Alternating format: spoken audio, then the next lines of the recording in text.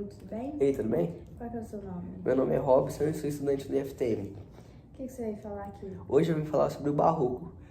O Barroco foi estilo ali que se deu na Europa no finalzinho do século XVI e pegou várias partes da arte, como a pintura, a literatura, a escrita, a música, principalmente a arquitetura. Era algo que pegava muito ali a ideia de contradição, ou seja, bom e mal, diabo e Deus, verdade e mentira. Pegava dois extremos e meio que unia, sabe? E foi algo que tinha muita influência, tanto religiosa, tanto política, porque surgiu ali na Contra-Reforma Católica e na Reforma Protestante. E agora vamos para algumas características dela para você ficar mais dentro do assunto. Vamos falar agora sobre a valorização dos sentimentos. A valorização dos sentimentos / sensações do que você sentia vendo aquela arte, aquele texto, aquela literatura. Então eles valorizavam demais essa sensação que você sentia. Também tem a valorização dos detalhes, que entra ali na arte exagerada, porque muita coisa do Barroco tinha tanto detalhe, tanto minúsculo detalhe, que até te assustava, você ficava até como isso era possível, ainda mais naquela época. Também temos a obscuridade, a complexidade, porque era algo muito, poderia ser obscuro, por ter ali naquela Contra-Reforma Católica e também na Reforma Protestante, e algo complexo, até mesmo de se entender. Era difícil de se entender, de se observar, até mesmo interpretar. E, claro, não podia esquecer do que faz o Barroco, que é a dualidade e contradição, que é aquilo que eu falei no início, bem, mal, verdade, mentira. É isso que você bate o olho, é algo que é do Barroco, que é desse estilo, e fala, é Barroco, porque é algo que é inculcado, é algo que tá dentro da veia do Barroco, é essa dualidade, contradição, né, algo contraditório. E essa foi minha parte, agora vamos para outro tópico com meu amigo.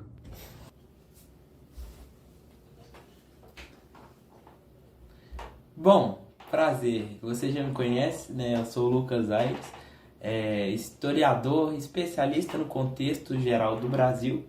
E hoje falaremos do Barroco. Mas antes de falar do Barroco no Brasil, devemos primeiro falar do Barroco em Portugal, onde tudo começou em meados de 1580, né, com a morte de Luís Vaz de Camões. Como bem sabemos, foi um dos principais nomes do período anterior, o classicismo, e o seu fim em 1756, mais ou menos ali. Já o grande nome do barroco português é o Padre Antônio Vieira, além desse período também ser chamado de seiscentismo, pelo fato de ocorrer entre o classicismo e o arcadismo. Bom, por se tratar de um período de colonização, Portugal esteve em conflito com Espanha e Holanda, para a conquista dos territórios sul-americanos, né? Brasil, Argentina, esses territórios aqui debaixo da América. Consequentemente, Portugal estava passando por uma crise tanto econômica quanto política e social, né? Já a Europa como um todo passava por um momento de intensas mudanças entre o medievalismo religioso e o humanismo, além da reforma protestante de Martinho Lutero. Bem, agora falando do Barroco no Brasil, é muito importante na história do nosso país, porque foi a primeira literatura própria do Brasil, feita por brasileiros. Ou seja, diferente do que aconteceu no quinhentismo, que foi uma literatura de informação feita pelos portugueses em terras brasileiras, o Barroco no Brasil se desenvolveu sobretudo por brasileiros já nascidos aqui, que viajaram para a Europa estudar, adquirir conhecimentos e voltarem para o Brasil para fazer suas produções artísticas. Por esse motivo, o Brasil estava atrasado em relação a Portugal nesse quesito. Bom, e essas produções literárias ocorreram entre o final do século XVI até meados do século XVIII, como bem falamos, aproximadamente. O marco inicial do Barroco no Brasil foi a obra Presopopeia, de 1601, feita por Bento Teixeira. Como o Brasil estava passando por um momento chamado de Século de Ouro, Minas Gerais teve grandes destaques nesse período, e lá ocorreu as principais produções artísticas, como esculturas e monumentos religiosos feitos de ouro. Até interessante sobre o Barroco é que, diferentemente dos períodos anteriores, como o trovadorismo, o classicismo e o quinhentismo, há a presença de outros países, como a Itália, a França e a Espanha, além, é claro, do Brasil e de Portugal. Falando sobre o Brasil, alguns exemplos das obras desse período são as obras literárias de Portugal, com os sermões da Sexagésima e do Bom Ladrão, do padre Antônio Vieira, que foi o principal autor do barroco literário.